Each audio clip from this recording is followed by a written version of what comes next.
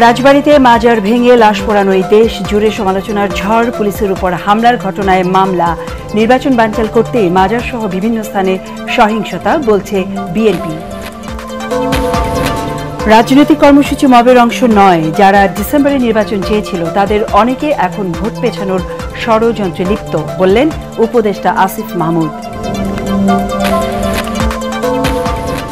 গণপরিষদ ভোটের দাবি উপেক্ষা করে আগের সংসদ নির্বাচন দিলে সর্বাত্মক আন্দোলনে নামার হুঁশিয়ারি এনসিপির। বিএনপিকে ছাড় দেওয়ার পরামর্শ। কাল শেষ হচ্ছে ডাকসু নির্বাচনের প্রচারণা। মতপার্থক্য থাকলেও প্রচারণায় জমজমাট ক্যাম্পাস। প্রার্থীরা দিচ্ছেন নানান প্রতিশ্রুতি।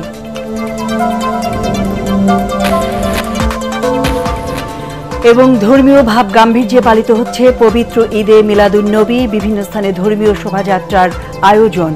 চট্টগ্রামে জশ্নে জুলুসে পদদলিত হয়ে দুজনের মৃত্যু।